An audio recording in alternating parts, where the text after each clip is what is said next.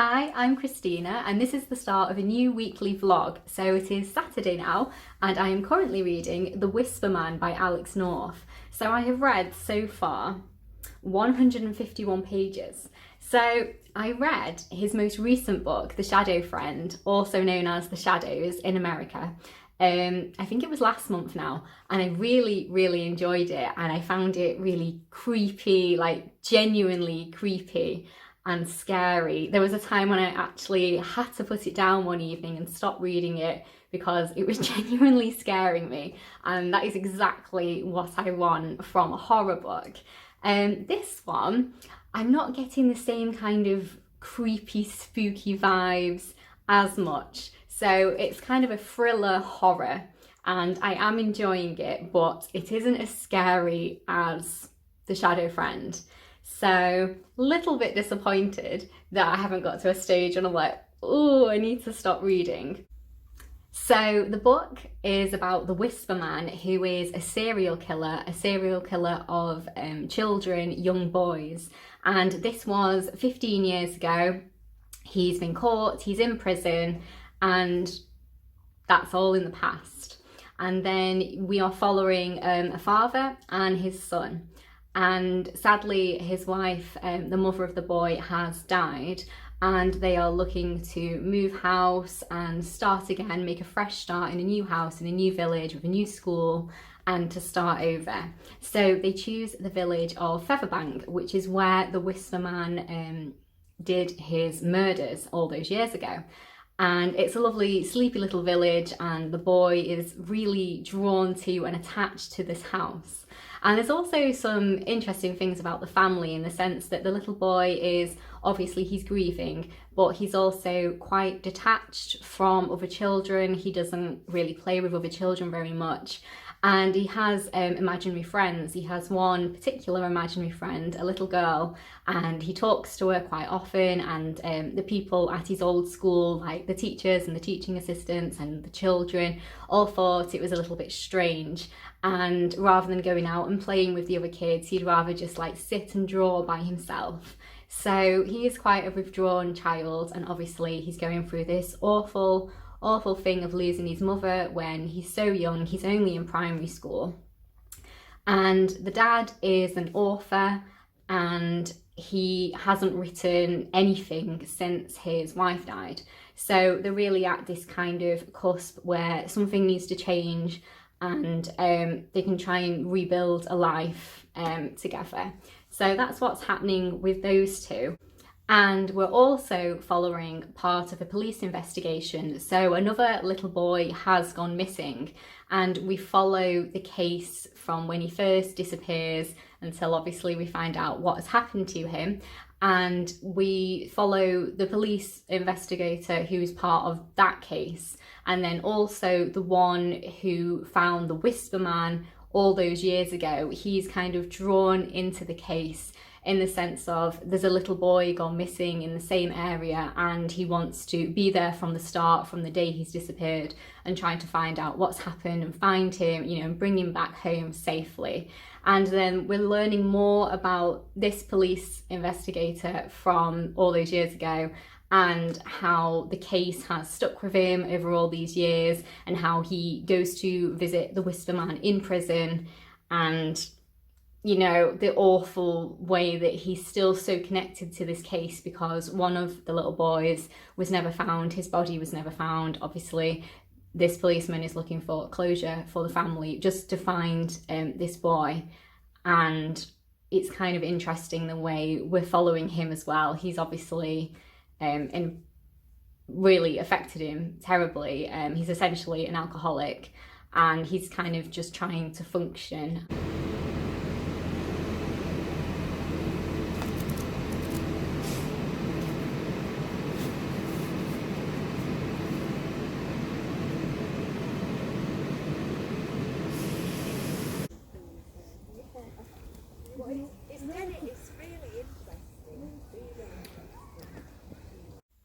Hi, so it is Sunday evening and I've spent about an hour reading my book. So I'm now up to page 278, and honestly, I'm not absolutely loving this at all. I definitely think The Shadow Friend is a better book. it's so much more scary and creepy and interesting. And this one, it's a good book, but it just doesn't have the same magic as the other one. I haven't been actually scared at all, at all. And it is meant to be a horror, so that is a bit of a shame. I mean, it's not even creepy. I don't even consider it creepy. I just kind of, it's like a normal kind of serial killer story. And there are some kind of like spooky elements in the sense that the little boy can probably see what you might say are ghosts, or they could be imaginary friends, but I'm pretty sure it's on the ghost spectrum. But at the same time, it's not scary at all, which I'm finding a little bit disappointing. And there was a twist and I hadn't guessed it, so that was really good, but it wasn't where I was expecting it to go at all. So I don't really have much more to say. I think I've only got now a very little bit left, and honestly, it's not amazing. So I'm kind of just looking forward to finishing this one and then getting on to the next one, to be honest. And something hopefully a little bit more spooky, a little bit more exciting. That's what I'm hoping for. So I think I might try and finish it off this evening, but because I'm not absolutely loving it, I'm not like, I need to keep reading it, I want to find out what happens. I'm kind of like, I don't really care what happens, to be completely honest with you. So I think I'm gonna carry on for a little bit and then try and finish it off tonight. That would be good. It'd be nice to start the new week, tomorrow being Monday, with a brand new book at lunchtime, and, you know, start with something a bit more exciting. So that's the plan. So it is Sunday evening now, it's nearly 8 o'clock, and I finished The Whisper Man, and it was pretty average. I was saying that before. I think it's like a 3-star, but a very low 3-star, like nearer a 2-star than a 3-star. And honestly, I just found it quite predictable. From the very beginning, I was like, right, this is where the book is heading. And I was right. That's exactly where it headed, and that's what happened. And yeah, it wasn't particularly exciting. And I didn't really connect with the characters very much. And I found the story a little bit slow and boring. So I would say definitely read The Shadow Friend. That was really, really good. This one, probably give it a miss. But it's good to see that his work's got better and his books have got better. I just wish I'd read this one first. Oh no, actually, I don't wish I'd read this one first, because if I had read this one first, I wouldn't have read the other one, or probably anything else that he'd written. So that's that. And the next book that I'm going to start reading is Lock Every Door by Riley Sager. So I read Final Girls by him last month, I think it was, or perhaps the month before, and I enjoyed it, but I only gave it 3 stars, and I'm hoping this one is better. I've seemed to have read quite a few kind of mediocre books at the moment, and it's put me in a little bit of a reading slump because none of them are like really, really good. So I'm hoping this one is going to be brilliant and get me like back into it, get me back hooked into reading. That's what I'm hoping for anyway.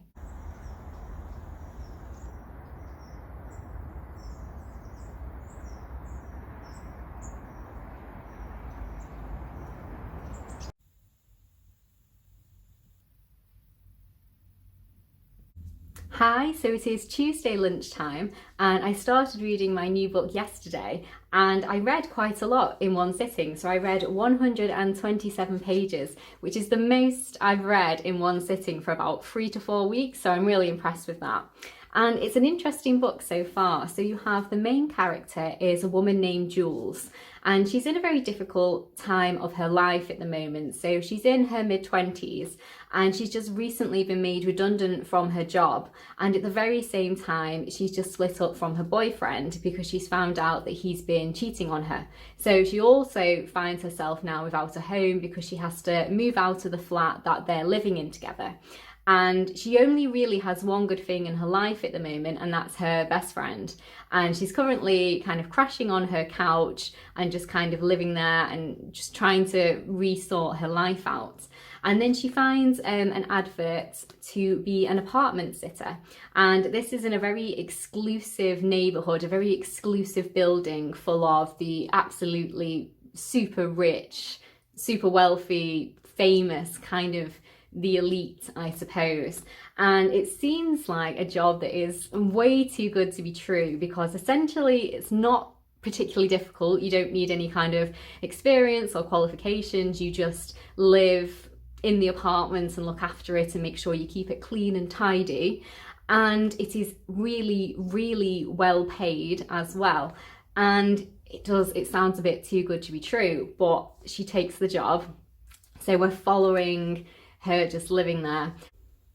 And we're following two timelines. So in the very, very beginning, you find out that she has been hurt and she's in hospital, and then you go to the next chapter and it says 6 days earlier. And then as you continue, you go obviously back in time closer to whatever the event is that's happened. So it's one of those books where you kind of know the ending beforehand, you know what's happened, and then you're going back in time figuring out how did this happen.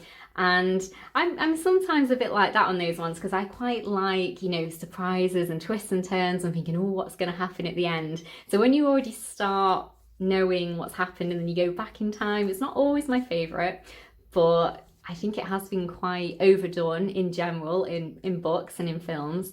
But I'm obviously going to keep reading it, and hopefully it's going to get a little bit more exciting. So obviously I am, how many pages is this book? 368. So about a third of the way through. I'd have to say that not a lot has actually happened, considering I've read basically a third of the book.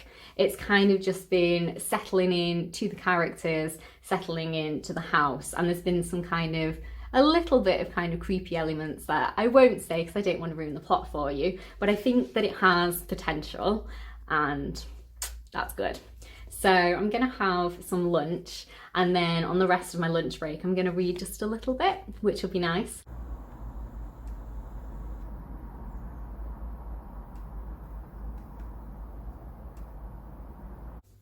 Hi, so it is Tuesday evening and I have nearly finished. I'm up to page 296, so there's only a tiny bit left now. And honestly, it's kind of average again. I had the same feelings with Final Girls. I thought that it was kind of slow paced the first kind of half to 2/3, and then it picked up a bit. And I would say the same with this one, Lock Every Door. It's kind of slow pace, and then it starts building up pace, you know, once you've hit the 2/3 mark. And maybe I'm just not really into Riley Sager's books, so this is my second one now, and honestly I think it's going to be maybe a 2-3 star. So there was a big twist, and I had predicted what the twist was. And I kind of thought in my head, this is where this book is going to go, and that's exactly where it's gone, which I find a little bit disappointing. And honestly, I'm not actually that connected to the characters. Again, like the character of Jules, I don't really feel like I know her as a character or anyone else in the book really, so I'm not particularly bothered about what really happens to her at all. So it's an okay book again. And, you know, it feels like a pretty average, bog standard thriller, but considering it is a thriller, it isn't particularly thrilling at all. I'm not like really excited to find out what happens. I mean, I won't ruin the plot at all, but I did predict where it was going, which is a shame. So I probably might finish it tonight. I mean, it's Bake Off tonight, so I'm going to have some food and then watch Bake Off, so I might finish it afterwards. But like I say, I'm not too bothered about this book, like the previous book, which is a shame. So yeah, I might just try and finish it off tonight, then I will have read it in 2 days, and then tomorrow I can start something that's hopefully better. And I know the next book that I'm meant to be reading on my TBR is a really big book by Karen Slaughter, and it's going to be my first Karen Slaughter book. And honestly, I'm just not really in the mood for another thriller, because I've read like 2 in a row now, and both of them have been pretty disappointing, pretty average. So I feel like I might actually take that one off my TBR and just read something a bit different. Maybe one of the books that I've just purchased recently. I know I have some Fredrik Backman ones, so maybe I should go back to him because I absolutely love his writing, and maybe he'll get me out of this like slump of like average books that I just seem to be reading. And that's what I really need, a really, really well written book, a really brilliant book to get me out of this kind of slump. So to sum up, unbelievable, bit ridiculous, bit absurd. And the characters in general, I didn't really like them. I think Jules as a main character is pretty boring, and she really doesn't have anything particularly special about her. She isn't interesting really in any way at all, to be honest. As a heroine, she doesn't really give you much. And I really don't think you can really feel for her or connect to her, apart from in the way of losing her family. That's the only way I feel like you can connect to her. Otherwise, she's quite a dull, average person. Maybe that's meant to be the charm of it, that she's like anybody, she's like any girl, and this could happen to anyone.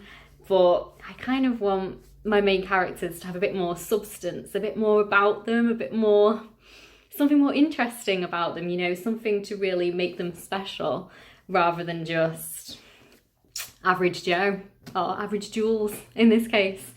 So that's that one, and I genuinely have nothing else to say. And I've decided to read A Man Called Ove by Fredrik Backman. I absolutely love his writing. I read Beartown a couple of years ago, and it was my favourite book of the entire year, and I thought it was absolutely wonderful. So I'm hoping this is going to be just as good, and I'm going to really enjoy it, because the last couple of books I've read have just been average. Some of them have been disappointing, and I just want something really, really great just to get me out of that kind of funk. So I've read 70 pages, and I think that's enough for today. This is a really emotional, sad kind of book, and I don't think I want to read any more now. Maybe I should read something happier at the same time, just to kind of break it up, because yeah, this is really heart-wrenching and it's sad. So I've decided to read this book at the same time as the Fredrik Backman book. So this one is the sequel to The Passage, and it's a young adult horror series, and it's about vampires essentially. And I really enjoyed the first book. I read that in April time, I think, and that was actually the first ever YouTube video I did. It was the book review on The Passage, so I'll link that down below in case you're interested. And I remember everything that happened, and I'm really looking forward to getting stuck in this world again.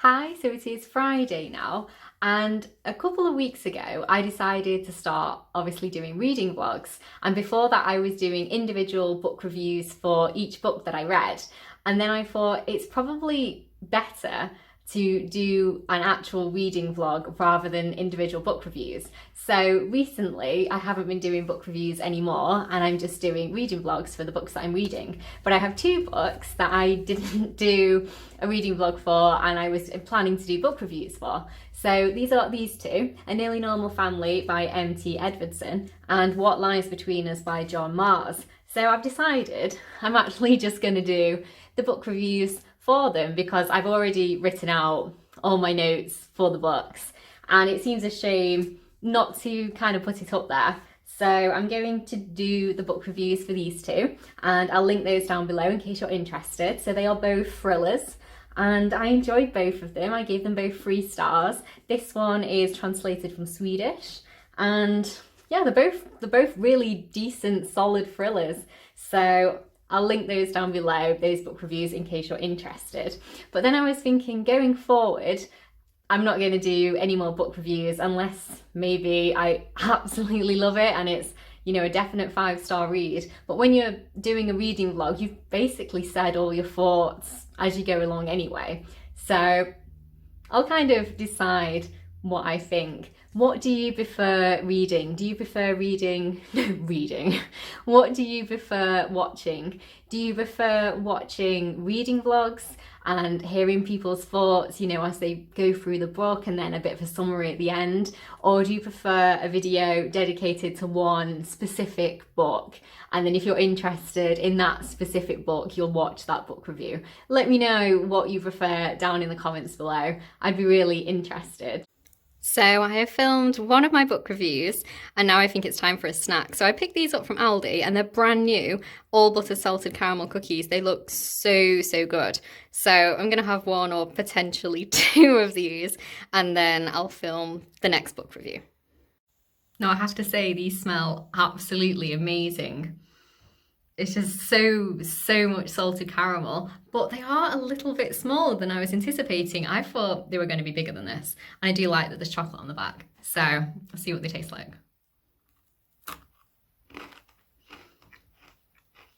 That is a really good cookie. 4 out of 5, in case you're interested. So it's Saturday now and it's 4 p.m. It's been a really cold, wet day all day. So I decided to have a bit of a clear out and I thought I'd start with my wardrobe. So I spent this morning and then most of this afternoon going through all of my pajamas and all of the clothes that I wear around the house and all of my cardigans, and then I started on my tops. And I have quite a few piles now to go to the charity shop, so that's really good. I'm just hoping that they are accepting donations, obviously because of coronavirus. I'm not 100% sure, so I'll need to check that out and then hopefully go and donate them as soon as possible. So I'm here now and I've got my blanket and I'm gonna carry on reading A Man Called Ove. So I'm up to page...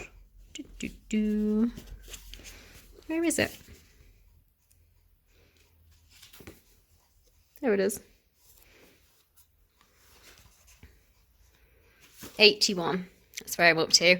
This is a really emotional book actually, and I wasn't expecting that. I thought it was meant to be about an older gentleman, kind of a disgruntled kind of man, and it's quite sad the way that he is. Obviously he's very lonely and it's quite hard hitting, which I wasn't expecting actually. It's really well written though. I don't think I'm enjoying it as much as Beartown. I really, really love that book, but you can tell that it is Fredrik Backman's writing, and this was his debut novel, I believe, and I think it's just going to get a little bit of time to get into just because it is quite an emotional read. So I'm going to carry on reading for a little bit. I have my cranberry juice with me and yeah, see how it goes. So it's Saturday evening now and we're going to make a risotto for tea. So we've got the carrot and the onions chopped up now. So starting with frying the carrots. And then add the onion. And then heat some oil and put the rice in. And then add the stock.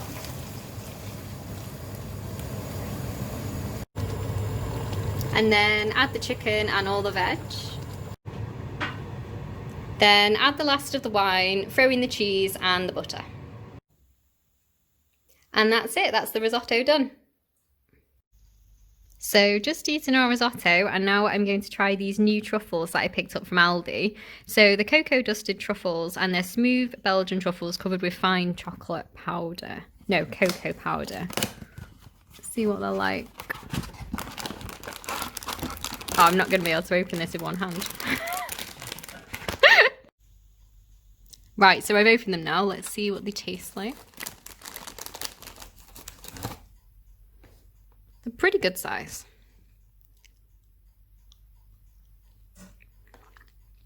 Yeah, that's a really good truffle.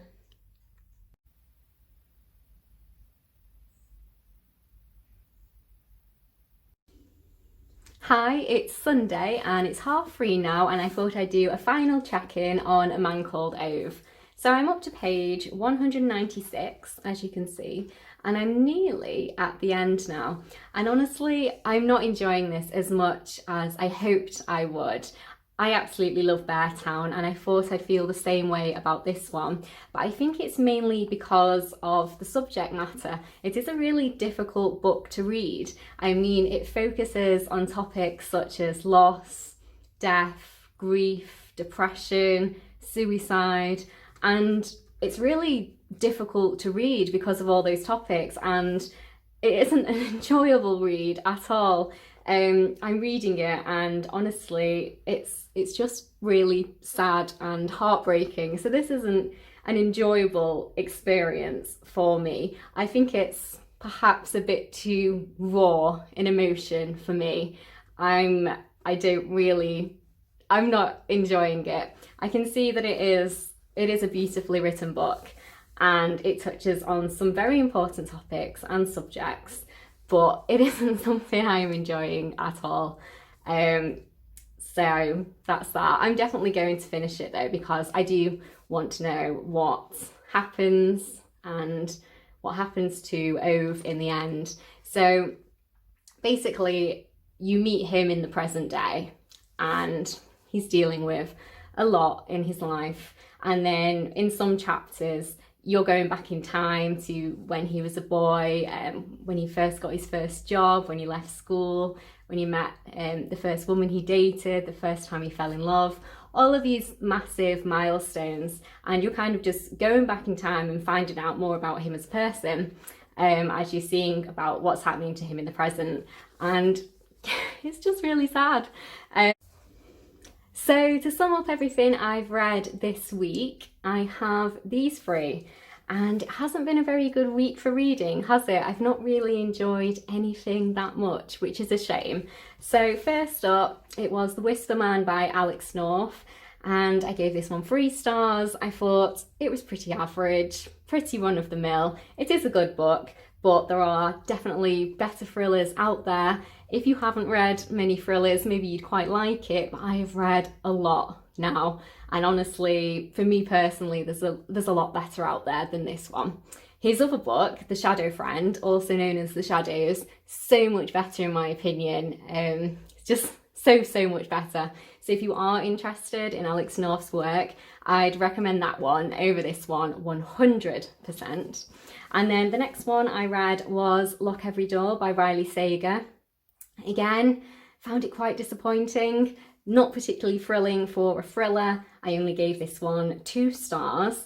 And the other book that I've read by him, Final Girls, I gave that one 3 stars. I definitely think that one is better than this one. So I would recommend Final Girls over this 100%. I'm not sure if I'm going to read the other 2 books by him. Probably going to read Every Time I Lied, because that does sound interesting to me. I'm not as sure about Home Before Dark. I'm not really into the ghost stories all that much, but I think I will give him a third chance.